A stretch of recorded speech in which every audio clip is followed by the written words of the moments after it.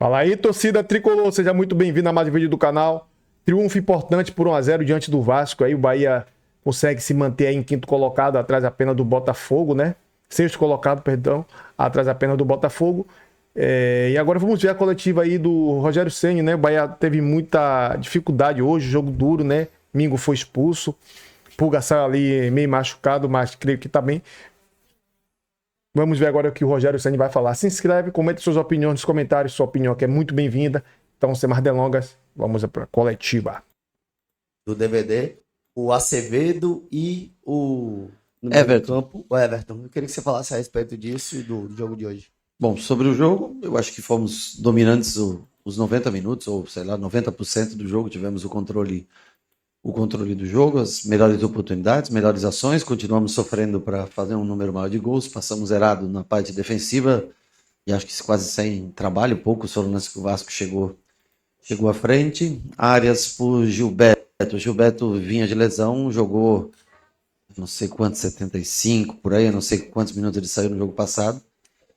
Havia uma preocupação da parte de performance sobre uma sobrecarga nele pelo tempo que ele ficou parado, e o Arias vinha de 2 jogos feitos pela seleção colombiana e com 5 dias de intervalo de um para outro, então eu achei que ele estava melhor fisicamente, conseguiria executar melhor a tarefa defensiva.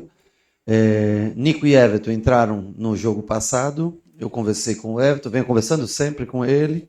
Ele achou que se sentiu melhor depois dos últimos minutos no jogo passado, então eu achei que ele aguentaria os 45 iniciais e preferi utilizar ele desde o início. Para sustentar o Everton, preferi colocar o Nico, para dar um pouco mais de sustentação a ele. E a última mudança? Não, Canu. O Canu entrou pela lesão do David, fez a função do David. Boa noite, Rogério. Você já falou isso, que o time precisa ter uma outra resposta fora de casa. Esse jogo contra o Juventude, um time que está praticamente rebaixado, como é que você vai trabalhar, principalmente o psicológico desse grupo, para conquistar esses 3 pontos? Bom, eu não acho que esteja praticamente rebaixado, tá?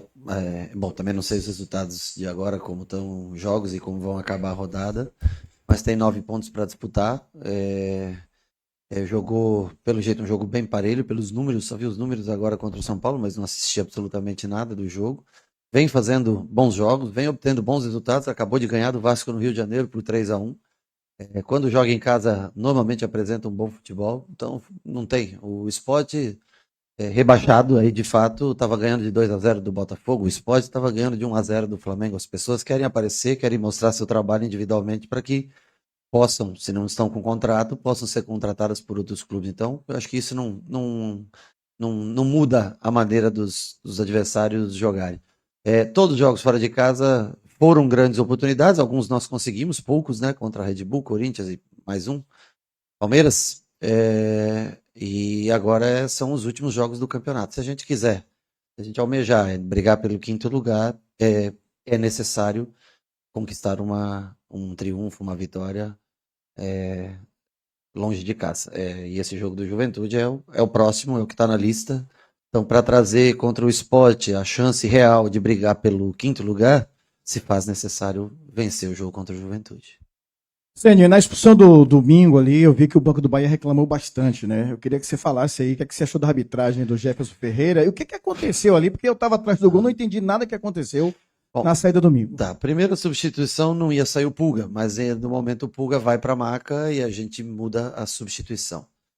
Antes de sair o Pulga, eu estava em dúvida em qual dos dois tirar. Eu quis colocar o Gabriel Xavier pela entrada do Verratti para ter uma bola aérea defensiva numa marcação praticamente individualizada, porque o Vasco ia tentar, logicamente, jogar a bola na área para ele, né? Então a entrada do Gabriel Xavier se deveu à entrada do Verratti dentro de campo. Eles iam subir a altura, os últimos minutos, bola na área. Eu acho que o Gabriel defende bem esse tipo de bola. Eu estava na dúvida entre Canu e Santi. E conversei com o Charles antes de tomar a decisão. Esqueci de avisar para ele que ia sair o Santi pelo desgaste, por estar jogando mais, mesmo preferindo ter um canhoto e um destro, mas ia ficar aquele resto de tempo com Canu pela esquerda, com Gabriel Xavier centralizado, já que a Arias defendia o lado direito, né? E acho que o Charles preencheu com um número errado. E ele levantou a placa e não era. Mas depois ele viu a placa levantada com 21, né? Com o número dele. E aí eu acho que pode haver um bom senso do árbitro em acrescentar mais 1 minuto, se ele acha que o jogador demorou para sair. E ele também poderia ter saído de forma um pouco mais rápida, né? Então, assim, não posso culpar 100% o árbitro, mas se ele achou que o atleta demorou demais para sair, no momento que ele foi, se dirigiu ao atleta, fez sinal para sair, ele poderia ter o bom senso e acrescentar 1, 2 minutos, o quanto ele achasse que fosse necessário, e não mudar uma linha de um jogo que foi bem escrita até aquele momento, e graças à decisão do árbitro. E também não vamos tirar, logicamente, a demora domingo na situação do Santi, mudou o panorama da partida, que se encaminhava para um final como foi o jogo inteiro de domínio do Bahia. Boa noite, Rogério. Queria que você falasse um pouco sobre o Ademir, a importância dele para o time. Terceiro jogo seguido dando uma assistência, contribuindo a gol, e a 13ª assistência de Ademir nessa temporada. Eu acho que ele vem com muita confiança, tem sido um jogador decisivo, acho que ele se sente dono da posição, e isso acho que é muito importante para o jogador render. O Pulga teve lesionado muito tempo, né? E hoje ele tem um protagonismo grande na equipe. Além de destacar também. Parecia inteligência de ouro. E tem feito um grande ano. Eu acho que tem mais esse ano que foi renovado de contrato, né? Mais um, né? Teve, né? Tá feliz e tem sido muito importante pra gente. Tem como característica, logicamente, a velocidade, mas tem encontrado bons dribles mesmo em jogadas mais curtas, o que não é mais, por exemplo, de um Pulga fazer isso do que do Ademir, mas não só na velocidade, no contra-ataque, ele tem encontrado boas soluções. Teve algumas oportunidades para fazer o gol hoje, finalizou bastante a gol, fez o goleiro trabalhar, adversário, e tem sido uma peça extremamente útil para a gente nesse ano. Boa noite, Rogério. Falando sobre Everton Ribeiro, você disse na coletiva passada que ele não se sentia bem e agora há pouco falou que ele pediu para jogar. Como é que você vê esse retorno dele ao time titular do Bahia? Bom, ele em condições físicas, com a qualidade técnica que ele tem, ele é um jogador essencial para a gente, né? Ele, por algumas vezes nós conversamos, depois do retorno dele, ele hoje acho que uns 15 minutinhos eu consigo, depois por uns 30 minutos eu consigo, e nesse último jogo, quando acabou, eu hoje, na hora do almoço, fui conversar com ele para a gente tentar definir a escalação, né? E ele falou, não, eu acho que eu me sinto bem para os primeiros 45 minutos eu consigo desenvolver. Era um jogo que a gente precisava dessa responsabilidade chamada por ele. O Vasco é uma equipe que marca muito forte, principalmente os 5, né? Os dois volantes dele saltam muito nos 5, que eu quero dizer no Juba e no Nico, né? E os 3 pressionam bem à frente, ou seja, o espaço livre é no 10, é no cara que ocupa a parte de cima do quadrado. Então o Everton faz isso como poucos fazem, né? E aí ele jogou, acho que jogou uns 15, 60, né? Acho que ele jogou, acho que passou uns 15, eu não tenho certeza quanto? 70. Jogou 70 minutos, mas ele disse que se sentiu melhor do que no último jogo. Então, mostra que está se recuperando. Uma pena que o ano está acabando, né? Mas tem ajudado a gente também, um jogador importante, foi fundamental naquele empate contra o Inter, foi fundamental contra o Red Bull. E hoje fez um bom jogo, mesmo não estando no seu auge da parte física. Boa noite, Rogério. Queria que você falasse a sua sensação sobre o Bahia ter chegado ao recorde de pontos na era dos pontos corridos, 56 pontos. E em um debate esportivo, ao longo dessa semana, acho que na TNT Esportes, disseram que o Bahia não evoluiu de 2024 para 2025. Uhum. Queria saber a sua avaliação sobre isso também. Eu acho que é um debate mais feito sobre posição de campeonato. Se você não for para uma Libertadores de maneira direta, eu acho que a análise é mais feita nesse sentido, né?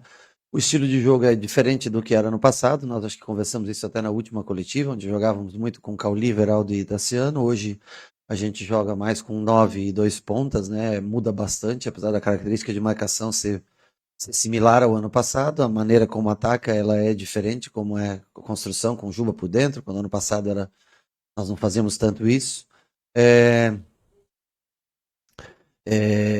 Eu acho que é muito interligado, a análise é muito interligada, é que, lógico, se você fica em sexto, sétimo ou oitavo e você alcança o mesmo degrau, o mesmo patamar, ou seja, vai pela pré-Libertadores, numa ida pela pré-Libertadores, é natural que você analise que você não caminhou para frente, se eu não me engano, caminhou para o lado, alguma coisa assim, né? É uma análise democrática, as pessoas têm direito a analisar. Eu acho que o Bahia joga melhor do que jogava antes. Perdeu muitos pontos, logicamente. Supera a campanha do ano passado. Mas também não dá muito tempo de você comemorar uma marca como essa, porque você tem que se preocupar justamente para que as pessoas possam avaliar de maneira diferente. Talvez, se você conseguir uma classificação direta para a Libertadores, as pessoas passem a não avaliar pelo número de pontos, e sim pela colocação. Acho que nesse sentido, democrático, eu não lembro quem foi que falou, mas o Becker, não sei como é que é o nome do rapaz, mas acho completamente, cada um tem o direito, logicamente, de avaliar como vê o futebol. Boa noite, Rogério. Eu queria que você falasse um pouquinho sobre a entrada do Caio Alexandre no momento do jogo em que o Vasco crescia, tinha posse de bola, né, não tinha uma produção ofensiva tão grande, mas estava incomodando pela posse de bola. E qual foi a orientação, no caso? Você orientou ele a fazer a mesma função? Como é que foi a leitura que você faz? Deixa eu te falar, quando o Caio entra no jogo, não tinha cartão vermelho, não tinha expulsão. Quando eu chamo o Caio, desculpa, não quando ele entra. Quando ele entra, o Nico bastante cansado, bastante desgastado, ele ia entrar naturalmente. E nós tínhamos, quando eu escolhi o Caio para entrar, nós tínhamos a vantagem numérica dentro do campo. Era justamente para ele entrar e fazer o que ele faz de melhor, que é acionar Ademir, acionar Thiago, acionar Cauli, acionar Pulga do outro lado. As coisas acontecem muito rápido e eu só tinha uma parada para efetuar as duas trocas, né? Então, mesmo, logicamente, o Nico fisicamente, nesse momento, ele se destaca no sentido do Caio, mas o Caio tem totais condições de entrar 15, 20, 30 minutos, o quanto for, para exercer a função do Nico e jogar. Uma pena que foi a confusão, a expulsão, e eu tinha que decidir naquele momento porque eu tinha duas trocas, mas eu só tinha uma parada para fazer a troca. E ele entrou, eu pensei até em colocar o Eric junto com o Michel para fazer, mas achei que ficaria defensivo demais, né? Eu já tinha colocado o Gabriel Xavier, pensei em colocar o Caio justamente para botar esses homens de frente para jogar. Boa noite, Rogério, parabéns pelo triunfo.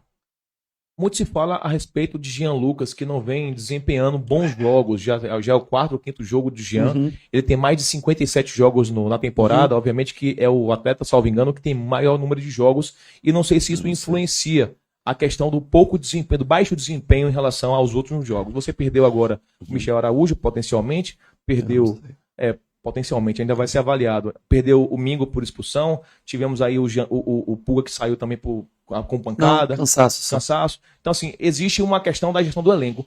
Essa questão do Jean Lucas também passa pela função tática. Muito embora o Azevedo não tivesse no início da temporada o protagonismo que tem hoje. Né? Ganhou muito protagonismo com a saída do Caio Alexandre. Como é que você avalia a manutenção do Jean Lucas para os próximos 3 jogos? Considerando que ele tem muita rodagem, você precisa de força física no meio campo e ganhar o meio campo para ganhar esses 3 jogos. Como é que você avalia essa questão? Eu acho que ele é um jogador que pode, logicamente, ter caído um pouquinho de produção, principalmente com a bola. Sem a bola ele tenta colaborar. Hora ou outra, recompõe um pouco mais devagar pelo cansaço e acredito que possa ser realmente o número de jogos, o número de minutos que ele jogou. Daqui para sexta-feira, sexta, né? Daqui para sexta nós temos tempo para recuperar, temos uma viagem no meio. Acredito que ele tenha disposição física para iniciar o jogo. Se necessário for substituí-lo no meio do segundo tempo, como foi o caso de hoje, nós o faremos. Se a gente achar que ele não tem a condição de jogar, teremos outros jogadores. Tem Eric, tem Nestor, tem outros jogadores que podem cumprir, tem Michel que pode cumprir se não tiver lesão, né? O meio-campo é o lugar onde a gente mais tem jogadores. Mas o Jean Lucas, para mim, ainda é um jogador diferenciado na força física, na proteção de bola, no ataque ao espaço. Se ele se sentir bem e se a gente tiver a confiança de colocar, vamos colocá-lo. Se não der para jogar os 90, ele é feito para jogar os 90. É um dos poucos que, do meio para frente, que normalmente aguenta 90 minutos ininterruptos. Nós vamos fazer as escolhas, mas é um jogador que, confesso a você, acho que caiu realmente um pouco de produção, o que é natural pelo desgaste do ano, mas é um jogador que mesmo assim ajuda bastante a gente e sempre colabora. Boa noite, Rogério. Mais uma vez, parabéns pelo triunfo, e não só pelo triunfo, mas pela marca histórica atingida. Mais uma vez, sobre o seu comando. Eu sei que faltam ainda 3 rodadas, mas eu gostaria que você fizesse uma breve análise do ano. O que é que você acredita que pode ser aprendido com esse ano para o ano que vem alçar voos ainda maiores? Falando inclusive com a postura de reação e de comportamento frente a tantas e tantas, digamos, situações adversas que o Bahia sofreu com a arbitragem, com a confederação, com o calendário que o senhor diversas vezes frisou aqui, bateu, protestou, mas infelizmente nunca foi atendido. além da postura e do elenco, o que é que você acha que pode melhorar para o ano que vem? Bom, nós acho que temos que melhorar principalmente o jogo fora de casa, não o resultado, mas a maneira da gente enfrentar os adversários fora de casa. Repito, tem muitos times que também têm uma campanha relativamente fraca, como nós temos fora de casa, com um número de pontos baixo fora de casa.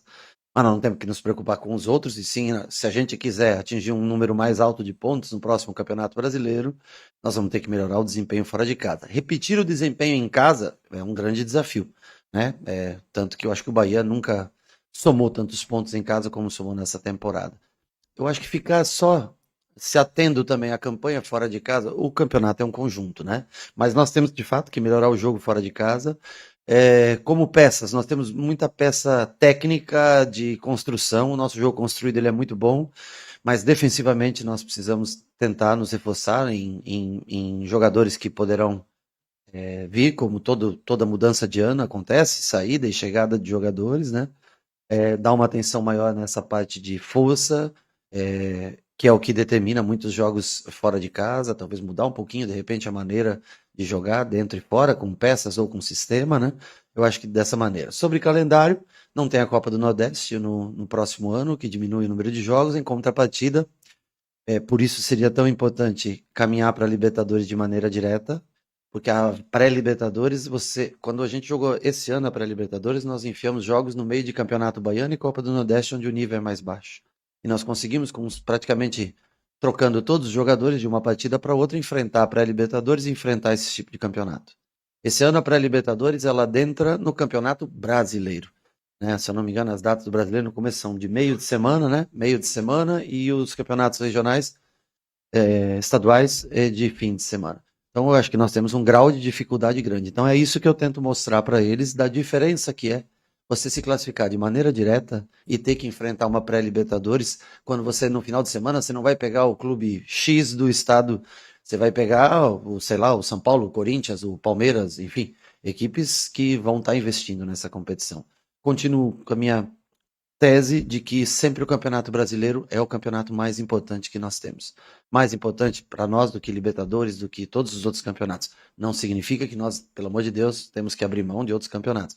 Mas ele é o campeonato, como o Atlético Mineiro, por exemplo, que nós tivemos, acho que todos vocês acompanharam, eu acompanhei ontem, que chega numa final com a chance gigantesca na mão, mas que quando escapa, e já aconteceu comigo, defendendo o São Paulo, você fica, às vezes, um pouco sem chão, sem rumo, perdendo. Então, o Campeonato Brasileiro ele é o que direciona tudo no ano. Então, eu acho que a gente tem que continuar valorizando isso e, logicamente, se você for para uma Copa Libertadores, para uma Sul-Americana, para Copa do Brasil, você também tem que dar o valor a essas competições, lembrando que o brasileiro tem data de início e fim, né? Eu acho que mais ou menos é isso, as datas que diminuem da Copa do Nordeste, apesar que o campeonato, pelo que eu vi, começa dia 11, né?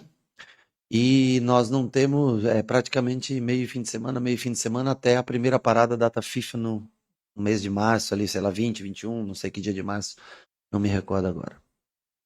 Boa noite, Rogério. Igor Sacramento, parabéns pelo seu triunfo. Eu achei que o Bahia se comportou bem, né? Apesar da expulsão domingo. Foi uma expulsão, cara, boba. Mas eu acho que o Bahia jogou bem. O Bahia controlou o jogo. O Vasco não criou tantas chances, só conseguiu criar algumas chances assim mesmo perigosas no final do jogo. A postura do Bahia foi boa. O Azevedo, né? Azevedo jogou bem. Errou uma bola ali onde o Canu foi... né, teve aquela expulsão do David do Vasco, uma dividida com o Canu, ele vai por cima. E a expulsão domingo foi a expulsão que eu chamo de expulsão verde. Ele já sabia que tinha expulsado o jogador do Vasco, então ele sabia que o juiz ia querer equilibrar o número de expulsão. Geralmente os juízes fazem isso, né? Então ele tinha que sair, foi tirar a caneleira, aí o cara chegou do cartão, ele, depois que viu que ele tinha amarelo, aí reforçou o cartão vermelho. Mas acho que foi uma expulsão boba, né? Vai desfocar agora o time aí no próximo jogo, mas o Bahia não tem tempo, né? Não tem tempo pra estar reclamando. E a postura do time foi boa, né? Michel Araújo também se machucou ali, continuou em campo ali, foi um guerreiro. Continuou ali machucado ali. Machucou o joelho. Então eu acho que a postura do time, como o Rogério Santos falou, foi uma postura boa. Onde o Bahia conseguiu controlar a partida, equilibrou o jogo. O gol do Pulga foi importante também, o Pulga estava muito tempo sem marcar. E isso levanta a confiança, a estima do jogador. O Pulga também acabou saindo também ali, né, de carrinho, mas tomara que não seja nada, que não tire ele do próximo jogo. Ademir jogou bem, Ademir jogou muito bem. Ademir vem jogando bem. O William José hoje... o jogo não foi tão cobrado no jogo hoje como o Ademir, né? Sempre é cobrado. O Everton Ribeiro, craque de bola. Sempre ali, né? Dominando ali o meio de campo. Dando aquelas bolas, né? O Juba, como sempre, fazendo aquela posição de meia, né? Um lateral que ataca bem pela esquerda. E o Bahia foi o Bahia. O Bahia foi o Bahia que sempre está acostumado a ver. O Bahia com resultado... que ganha com resultado apertado, o Bahia que ultimamente o Bahia não tem como, a gente não vai ver, dificilmente vai ver agora a goleada no Campeonato Brasileiro. Então estamos vendo já jogos muito difíceis, mas vamos agora secar o vice, né, que tá jogando contra o Sport. Beleza? Tamo junto, se inscreve, deixe seu like e comente suas opiniões nos comentários.